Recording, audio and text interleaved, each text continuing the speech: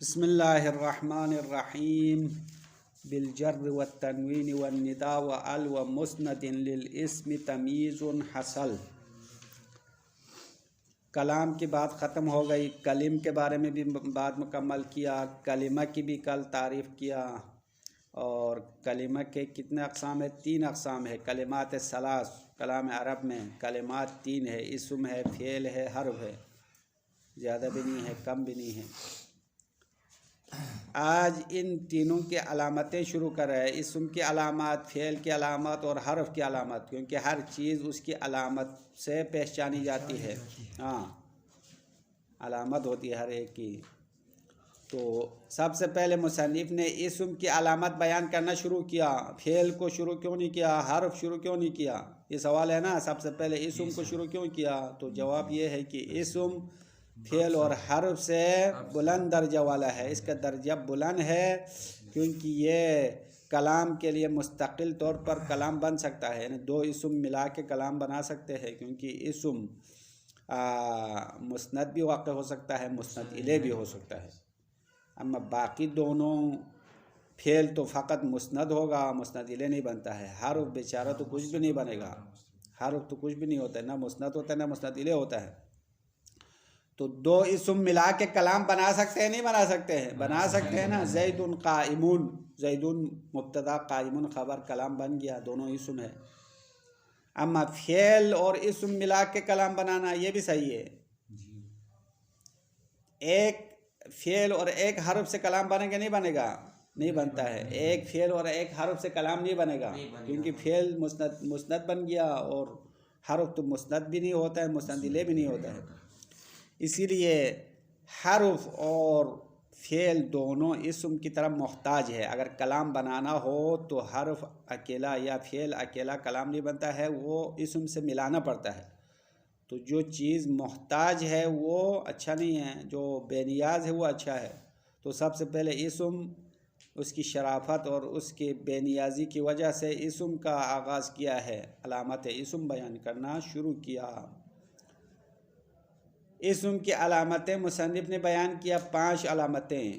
Number 1 جر علامت اسم ہے، نمبر 2 تنوین، نمبر 3 ندا، نمبر 4 ال، اور نمبر 5 مسند۔ مسند سے مراد مسند الیہ مراد ہے، ہاں مسند الیہ۔ مسند تو فعل بھی ہوتا ہے، یہ صرف اسم کی علامت تو نہیں ہے، مسند الیہ مراد ہے، مسند الیہ ہونا۔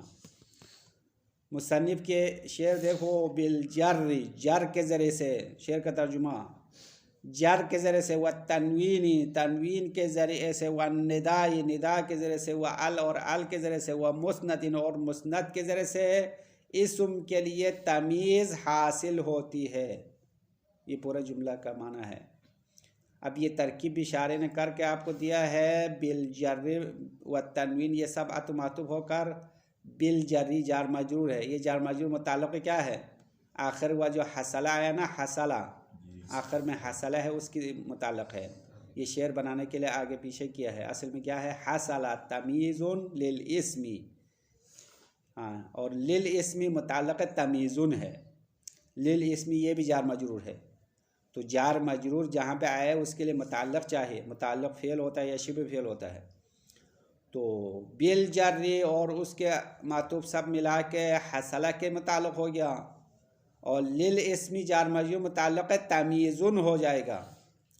اور اس شعر کو اگر ہم شعر سے نکال کے نثر بنائے تو کیا ہوگا؟ یوں ہوگا، حصل تمیز للاسم، حصل تمیز للاسم، اسم کے لیے تمیز حاصل ہوتی ہے جر کے ذریعے سے، تنوین کے ذریعے سے، ندا کے ذریعے سے، ال کے ذریعے سے، اور مسند الیہ کے ذریعے سے۔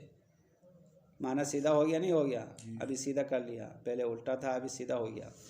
حصل تمیز للاسم، اسم کے لیے تمیز حاصل ہو گئی یا حاصل ہوتی ہے، حصلہ تو پھر ماضی ہے، حاصل ہو گئی، اسم کے لیے تمیز حاصل ہو جاتی ہے یا حاصل ہو گئی جر کے ذریعے سے، کیونکہ جر فقط اسم پر داخل ہوتا ہے، فعل پر نہیں آتا ہے، حرف پر نہیں آئے گا۔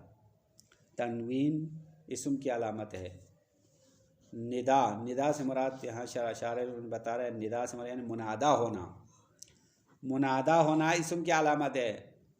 منادا یعنی جس کو پکارا جاتا ہے، تو پکارنا تو فعل کو نہیں پکارا جاتا ہے نا، پکارا اس شخص کو کیا جاتا ہے جو عاقل ہو، جو سمجھدار ہو، تو اس کو پکارتے ہیں۔ فعل کو پکار کے آپ کو کیا جواب دے گا؟ کیا فعل آپ کو جواب دے سکتا ہے؟ کیا نہیں دے سکتا ہے، حرف تو جواب نہیں دے سکتا ہے، اسی لیے اسم کو پکاریں گے۔ یعنی اسم سے مراد مسمع، یعنی آپ زید کو کہتے ہیں نا یا زید، اے زید، تو زید جو ہے آپ کی بات سنے گا، جواب دے گا، لبیک کہے گا، آپ کے جواب دے گا، تو اسم منادہ واقع ہوگا، فعل اور حرف منادہ نہیں ہوگا۔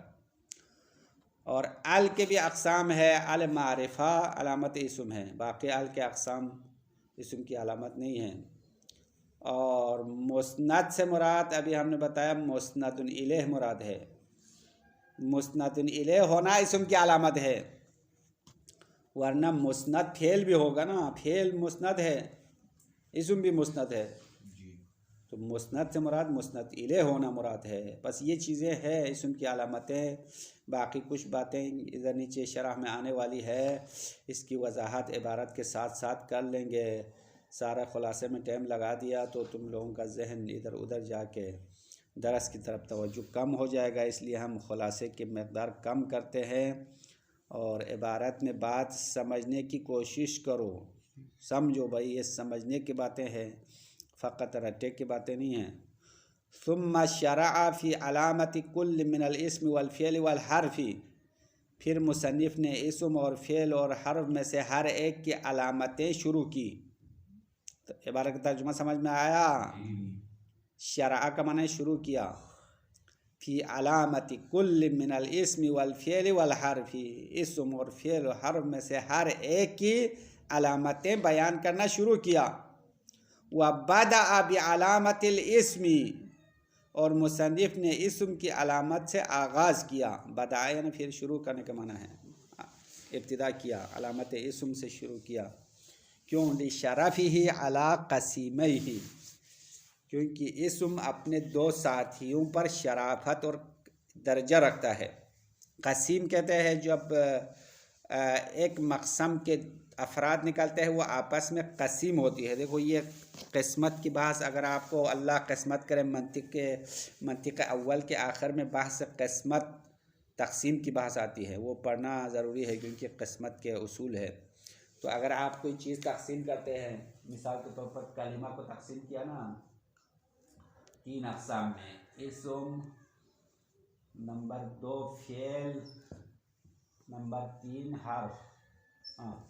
اب اس میں اصطلاحات ہے، جس چیز سے آپ نے تقسیم شروع کیا اس کو مقسم کہتے ہیں، مقسم، تقسیم کرنے کی جگہ، مقسم تو اس میں زمان مکان ہے نا، اوپر کو مقسم کہتے ہیں۔ اور نیچے جو اقسام بنے ہیں نا وہ قسم کہتے ہیں، قسم اور قسیم دونوں کہتے ہیں۔ قسیم فعل کو بھی ایک دفعہ قسم کہتے ہیں، ایک دفعہ قسیم کہتے ہیں، اس کو بھی 2 نام دیا ہے، قسم، قسیم۔ تو قسم کیوں کہتے ہیں؟ قسم مقسم کی طرف نسبت دے دے تو اسم کو قسم کہیں گے، یعنی اسم کلمہ کا ایک قسم ہے۔ اگر اسم کو اپنے ساتھیوں کے ساتھ نسبت دے تو قسیم کہتے ہیں، یعنی اسم فعل کا قسم نہیں ہے، اسم فعل کا قسیم ہے۔ سمجھ میں آیا؟ قسیم کا اصطلاح یہ ہے کہ اگر ایک چیز سے کئی چیزیں نکل آئے تو وہ چیزیں آپس میں قسیم کہلائیں گے، اور وہ مقسم کی طرف نسبت دیں گے تو قسم کہلائیں گے۔ تو یہاں پہ اسم اپنے 2 قسیموں پر فضیلت رکھتا ہے۔ 2 قسیم کیا ہے؟ فعل اور حرف ہے، لِشَرَفِهِ عَلَىٰ قَسِيمَيْهِ، کیونکہ اسم اپنے 2 قسیموں پر شرافت اور درجہ رکھتا ہے۔ کیسے درجہ رکھتا ہے؟ بِاسْتِغْنَائِهِ عَنْهُمَا، کہ اسم ان دونوں سے بے نیاز ہونے کی وجہ سے۔ اگر کلام بنانا ہو تو اسم فعل اور حرف کی طرف محتاج نہیں ہے، وہ بے نیاز ہے، 2 اسم ملا کے کلام بنا سکتے ہیں۔ لِقَبُولِهِ الْإِسْنَادَ بِطَرَفَيْهِ، کیونکہ اسم نسبت کی دونوں طرف کو قبول کرتا ہے۔ نسبت کی دونوں طرف کیا ہے؟ مسند اور مسند الیہ۔ دونوں بنتا ہے، وَاحْتِيَاجِهِمَا إِلَيْهِ، اور فعل اور حرف دونوں اسم کی طرف محتاج ہے۔ احتیاجہما کی ضمیر اسم فعل کی طرف اسم نہیں، حرف اور فعل، وَاحْتِيَاجِهِمَا وہ دونوں محتاج ہے، وہ دونوں سے مراد حرف اور فعل، حرف اور فعل اسم کی طرف محتاج ہے۔ اگر کلام بنانا ہو تو اکیلے فعل سے کلام نہیں بنے گا، اسم سے ملانا پڑے گا، اکیلا حرف سے کلام نہیں بنے گا، اسم کو ملانا ہوتا ہے۔ اسی لیے مصنف نے سب سے پہلے اسم کا آغاز کیا ہے، اور اسم کو اسم کیوں کہا، اس کی بھی بنیادی وجہ یہی ہے۔ اسم کو اسم نام کیوں دیا، یہ بھی ایک سوال ہے، اس کے جواب جو ہے ہدایہ میں موجود ہے، پڑھا ہوگا آپ لوگوں نے، شاید یاد بھی نہیں ہوگا۔ اسم دو بنیاد سے مشتق ہو سکتا ہے، ایک سمون سے بنایا ہے یا وسمون سے بنایا ہے۔ اسم کہاں سے بنایا ہے؟ وسمون، ایک مثال واوی سے، وسمون کہتے ہیں علامت کو، وسمون سے اسم بنایا، دوسرا سمون سے، یہ ناقص سے واوی سے بنایا ہے۔ اس کا معنی کیا ہے؟ بلندی۔ اسم یا وسمون سے بنایا علامت کا معنی ہے، کیونکہ اسم اپنے مسمى کے لیے علامت ہے، اس لیے اسم کہتے ہیں۔ اسم کا دوسرا جو ہمارے محل بات سے مناسبت ہے وہ ہے سمون سے۔ اسم کہاں سے بنا ہے؟ سمو سے۔ سمو کہتے ہیں بلندی کو، اونچا ہونے کو، اور اسم کو اونچا کیوں کہا؟ کیونکہ اسم اپنے دو ساتھیوں سے بلند درجہ رکھتا ہے، اونچا ہے۔ اس طرح آسمان کو کیا کہتے ہیں؟ سما کہتے ہیں، نہیں کہتے سما، سما بلند ہے، اونچا ہے، آسمان ہمارے سروں کے اوپر ہے، اس لیے آسمان سما کہتے ہیں۔ اسم بھی اسی طرح، اسم سمون سے بنایا ہے، اور سمون کا معنی ہے بلند درجہ والا، اور اسم کا درجہ فعل اور حرف سے بلند ہے، اس لیے اس کا نام اسم رکھا ہے۔ فقال بالجر، علامت اسم شروع کرتے ہوئے مصنف نے کہا بالجر، جر کے ذریعے سے اسم کی پہچان ہوتی ہے۔ اب شارح صاحب کہہ رہے کہ مصنف نے بالجر کہا، یہ بہت اچھا کام کیا۔ پہلے کہیں گے اچھا کیا، بعد میں اس کی اچھائی بھی ختم کر لیں گے، اچھا بھی نہیں ہو گیا۔ اب یہ بالجر کہنا یہ کیوں اچھا ہے، اس کی وضاحت کرنا پڑے گا۔ مصنف نے یہ نہیں کہا بالحرف الجر، اسم کی علامت حرف جر ہے، حرف جر داخل ہونا اسم کی علامت ہے، یہ نہیں کہا، بلکہ کیا کہا؟ بالجر، جر علامت اسم ہے، تو بالجر کہنا بہت اچھا ہے حرف الجر کہنے سے۔ کیونکہ اسم مجرور ہونے کی دو وجہ ہے، ایک حرف جر کے ذریعے سے مجرور ہوتا ہے، ایک اضافے کی وجہ سے مجرور ہوتا ہے۔ دو ہو گیا نہیں ہو گیا؟ سمجھ میں آ رہا ہے نہیں آ رہا ہے؟ اسم مجرور ہونے کی کتنی وجہ ہے؟ دو وجہ ہے، یا حرف جر کے ذریعے سے مجرور ہوگا، یا اضافے کی وجہ سے، مضاف مضاف لے ہو جائے گا، مضاف مضاف لے مجرور ہوگا۔ تو اگر بالحرف الجر کہتا تو جر کی ایک صورت شامل ہوتی تھی، اضافے والی صورت شامل نہیں ہوتی تھی۔ مصنف نے بالجر کہا تو دونوں شامل ہو گئے، بہت اچھا ہو گیا۔ تو اچھا ہو اور بہتر ہونے کی وجہ سمجھ میں آیا کہ بالجر کہنے میں جر کی دونوں صورتیں شامل ہے۔ شارح فرماتے ہیں کہ یہ مصنف نے بالجر کہا تو اچھا تو کر لیا، لیکن مصنف نے خود باب اضافہ میں ایک فتویٰ دیا ہے، اس فتویٰ کو مد نظر رکھے تو یہ اتنا اچھا بھی نہیں کیا۔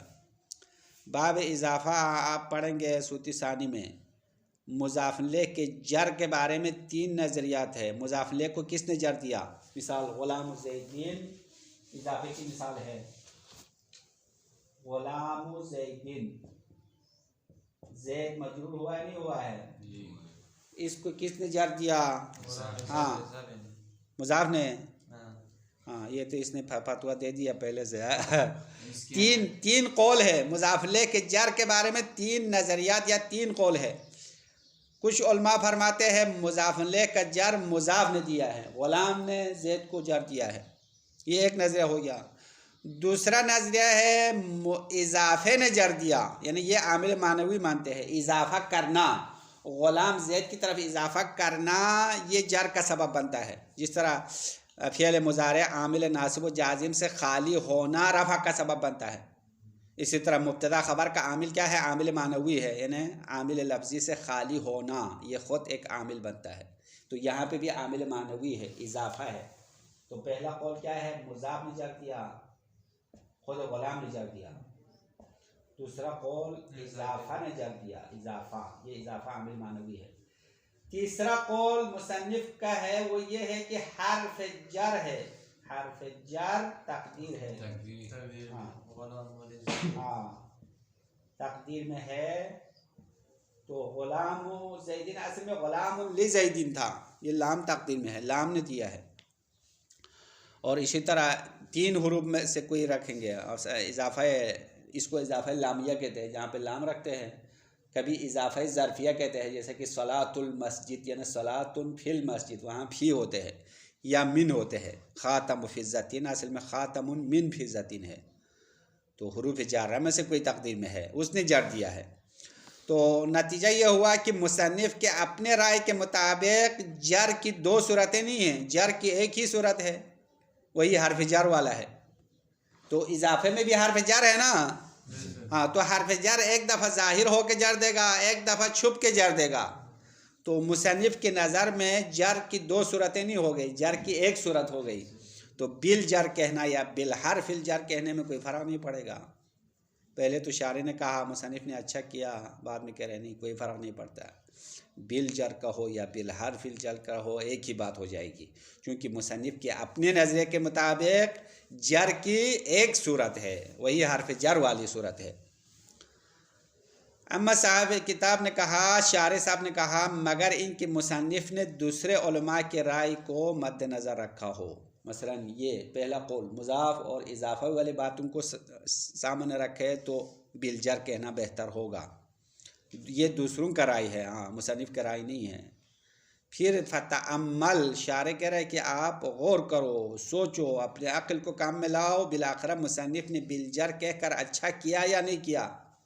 تو کہتے ہیں اگر ہم ذرا سوچیں تو اچھا کیا ہے، کیونکہ بالحرف الجر کہنے سے بالجر کہنا مختصر ہے یا نہیں ہے؟ تو کلام مختصر ہونا چاہیے نا. بالحرف الجر کہنے میں 2-3 حرف اضافہ آتا ہے، بالجر کہنے میں بہت چھوٹا ہو گیا. تو جتنا ہو سکے کلام مختصر و مفید ہونا چاہے. لمبا کرنے سے بہتر ہے چھوٹا کر دے تو اچھا کیا بالجر کہنے سے. یہ ایک بات ہے تعمل میں. دوسرا نقطہ بھی تعمل میں یہ ہے کہ مصنف خود مجتہد ہے، نحو میں صاحب رائے ہے. تو مجتہد اپنے رائے پر عمل کرنا چاہے، کسی اور کی تقلید نہیں کرنی چاہیے. تو الا ایرا مذہب غیری پر اشکال کرے. تعمل میں 2 نقطہ ہیں. ہاں ایک نقطہ تو یہ ہو گیا بالجر کہنا مختصر ہے، اچھا کیا. دوسری بات یہ ہے تعمل میں یہ اشارہ ہے کہ مصنف دوسروں کے رائے کی رعایت کرے تو غلط کیا. کیونکہ جب انسان اجتہاد کے درجے تک پہنچتا ہے تو کسی کی تقلید تو نہیں کرتا ہے. مجتہد کسی کی تقلید کرتا ہے کیا؟ خود اپنے فتویٰ پر عمل کرنا چاہیے. اب مصنف آ کے دوسروں کی رائے کی رعایت کرے یا اچھا نہیں کیا. یہ تعمل میں نکات ہے، موجود ہے، میں نے آپ کو زبانی بتا دیا. اور یہ کتاب میں نہیں، ہاں یہ خلاصے میں نے لکھ بھی دیا ہے. ان کو امتحانات میں پوچھ بھی سکتے ہیں. اور یہ باتیں بہت اہم ہیں. ہاں تعمل کہہ کر خاموش ہو جائے اور غور بھی نہ کرے تو غور کر کے کچھ بات تو نکالنی ہے نا، اندر سے کچھ نہ کچھ مطلب تو نکالنا پڑے گا. ہاں یہاں تک سمجھ میں آیا؟ ابھی عبارت دیکھ لو. بالجری، بالجری مصنف نے بالجری کہا، وہو اولا من ذکر حرف الجر. یہ بالجری کہنا حرف الجر ذکر کرنے سے بہتر ہے. کیوں؟ لتناولہ الجر بالحرف والاضافتی، کیونکہ یہ بالجر شامل کرنے والا ہے جر بالحرف کو اور بالجر اضافے کو. جر حرف اور جر اضافہ دونوں کو شامل کرنے والا ہے، کیونکہ جر کی 2 صورتیں ہیں، دونوں کو شامل کرے تو بہتر ہو گیا. قالہ فی شرح الکافیہ، مصنف نے یہ باتیں شرح کافیہ میں کہا. قلت، شارح کہہ رہا ہے کہ میں کہتا ہوں. مصنف نے تو بالجر کہہ کر اچھا کیا، اما میں کہوں گا لیکن سیاتی، لیکن ان قریب آنے والا ہے، ان مذہبہ، مصنف کا رائے، مصنف کا نظریہ، ان المضاف الیہ مجرور بالحرف المقدری، مضاف الیہ مجرور ہوتا ہے حرف جر تقدیری کے ذریعے سے، تو جر کی دو صورتیں تو نہیں ہو گئی، صرف ایک صورت ہو گئی.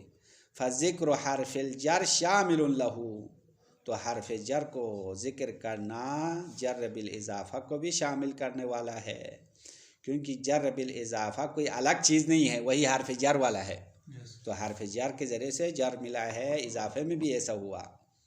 فذکر حرف الجر، پس حرف جر کا ذکر کرنا شامل لہ، جر بالاضافہ کو بھی شامل کرنے والا ہے. الا ان یراعی مذہب غیرہ، ہاں اب اس عبارت کو کئی طریقوں سے پڑھ سکتے ہیں. الا ان یراعی، یراعی کو مجہول پڑھو، مذہب غیرہ یا مذہب غیرہ، یہ دو طریقہ ہو گیا.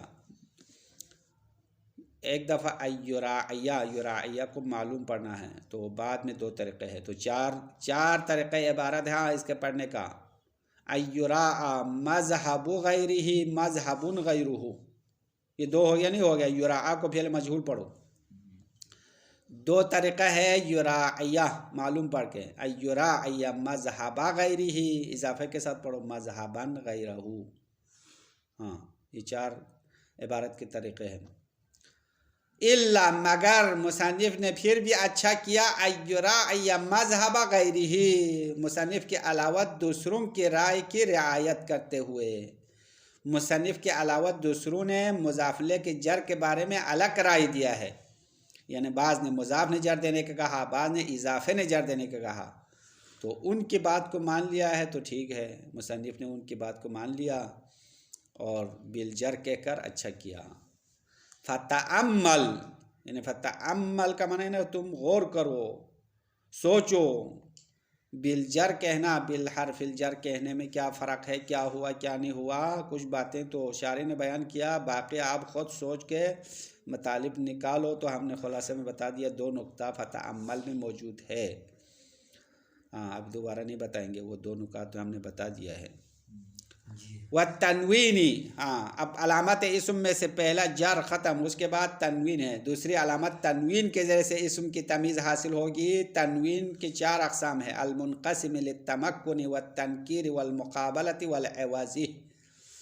تنوین تقسیم ہونے والی ہے تمکن کی طرف، تنکیر کی طرف، مقابلے کی طرف اور عوض کی طرف. ایک تنوین ہے، تنوین تمکن کہتے ہیں، جو اس میں معرب پر آتا ہے. تنوین تنکیر نکرہ پر آتا ہے. مقابلہ، تنوین مقابلہ وہ تنوین ہے جو جمع مؤنث سالم میں آتا ہے، جو جمع مذکر کے نون کے بدلے میں ہے، مقابل میں ہے، مقابلہ ہے.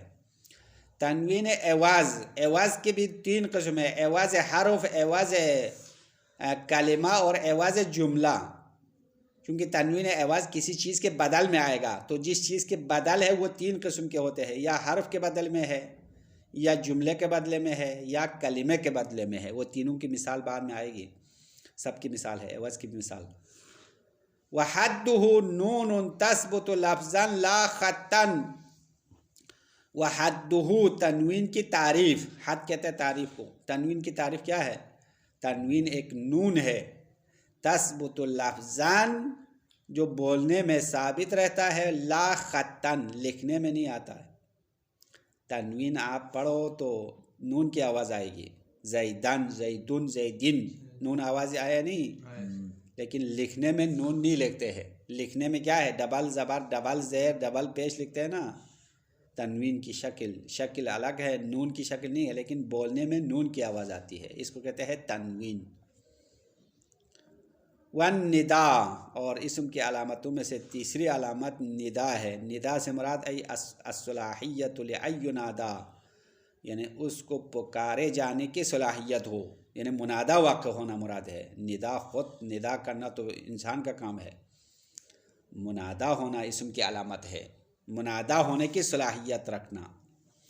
اور چوتھی علامت وہ ال ہے، المعرفہ، المعرفہ علامت اسم ہے. وما یقوم مقامہا، اور وہ چیز علامت اسم ہے جو ال کے قائم مقام ہے، ال کے خلیفہ بنتا ہے. کام فی لغت طین، جیسا کہ طی والے ال کی جگہ پر ام استعمال کرتے ہیں، تو ام علامت اسم ہے. وسیاتی ان علی الموصولۃ تدخل علی المضارع، اور عن قریب آنے والی ہے، ال موصولہ فعل مضارع پر داخل ہوتا ہے، تو ال موصولہ علامت اسم ہے یا نہیں ہے؟ نہیں ہے، کیونکہ ال موصولہ فعل پر بھی آیا نا، تو جو فعل پر بھی آتا ہے وہ اسم کی علامت کس طرح ہوگی؟ علامت تو وہی ہے جو فقط اسم پر آ جائے. تو ال سے مراد ال معرفہ مراد ہے، ال معرفہ علامت اسم ہے، ال موصولہ علامت اسم نہیں ہے. بات ختم ہو گئی. وہ مسندن، اور اسم کا پانچویں علامت مسند ہونا ہے. مسند سے مراد ای الاسناد الیہ، اس کی طرف نسبت دینا، یعنی مسند الیہ ہونا. مسند الیہ ہونا علامت اسم ہے. ای بکل من هذه الامور للاسم تمیز ای انفصال عن قسیمہ حصلا. اب یہ پوری عبارت کا شارح ترجمہ کر رہا ہے، اس کو سمجھا رہا ہے کہ بکل من هذه الامور، ان امور میں سے ہر ایک کے ذریعے سے اسم کے لیے اپنے دو قسیموں سے تمیز حاصل ہوتی ہے. تمیز کا معنی انفصال،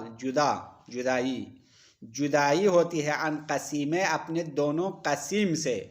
قسیم کا مطلب ابھی میں نے سمجھایا کہ ایک دوسرے کے ساتھی جو ایک مقسم سے نکلنے والے افراد ہے اس کو قسیم کہتے ہیں. تو اسم کے لیے ان امور میں سے ہر ایک کے ذریعے سے انفصال حاصل ہوتی ہے. کیوں؟ لاختصاصھا بہ، کیونکہ یہ چیزیں اسم کے ساتھ خاص ہونے کی وجہ سے. اسم کے ساتھ خاص ہے تو علامت اسم ہے، دوسروں میں نہیں پائی جاتی ہے. فلا تدخل علی غیرہ، پس یہ چیزیں اسم کے علاوہ دوسروں میں داخل نہیں ہوگی.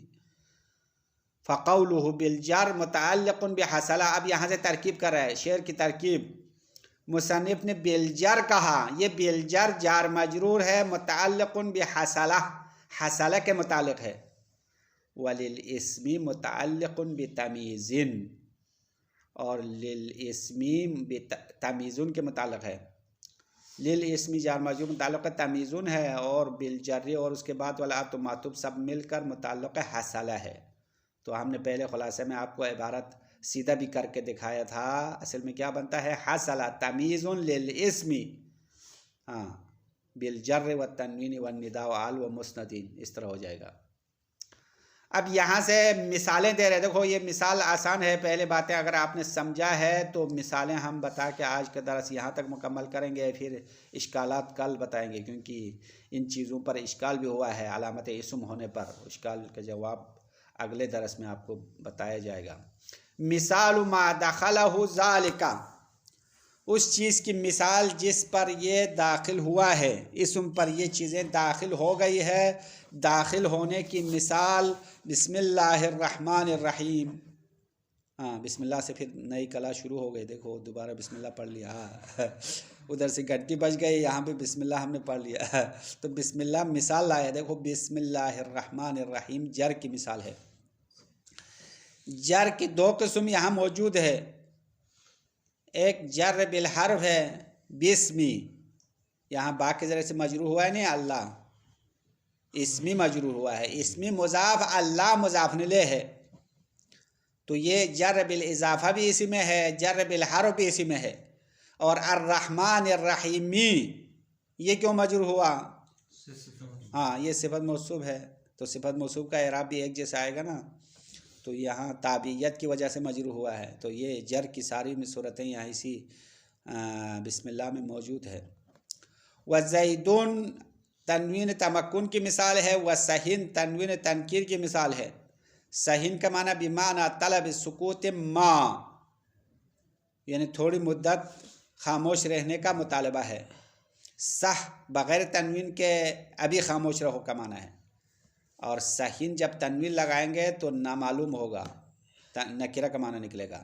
سکوت ما، کچھ مدت خاموش ہو جائے، اور ابھی ہو کل ہو پتہ نہیں ہے، نکرہ بن جائے گا. ومسلماتن یہ کس کی مثال ہے؟ تنوین مقابلہ. کس کے مقابلے میں تنوین آیا ہے؟ مسلمون کے نون کے مقابل میں آیا ہے. وحینئذ یہ تنوین عوض کی مثال ہے. عوض جملہ ہے، جملہ محذوف ہے. حینئذ کان کذا، اس طرح جملہ تھا وہ حذف ہو گیا اور از پر تنوین لگا دیا. وکلن یہ تنوین عوض ہے، اما عوض ہے کلمہ ہے، اصل میں کلہم ہے، ہم حذف ہو گیا. و جوارن تنوین عوض ہے، اما عوض حرف ہے، جوارن اصل میں جواریو تھا، جواریو یا حذف ہو گیا، اس کے بدلے میں تنوین آیا۔ و یا زیدو یہ کس کی مثال ہے؟ منادا ہونے کی مثال۔ و الرجلو ال معرفہ کی مثال ہے۔ و ام سفر یہ ال کی جگہ پر آنے والا ام کی مثال ہے۔ اور انا قمتو مسند الیہ ہونے کی مثال ہے۔ بس مثالوں کا سلسلہ ختم ہو چکا ہے، اور انشاءاللہ کل سے آگے مزید گفتگو ہوگی۔ آج کے لیے کافی ہے۔ وصلی اللہ علیہ وسلم۔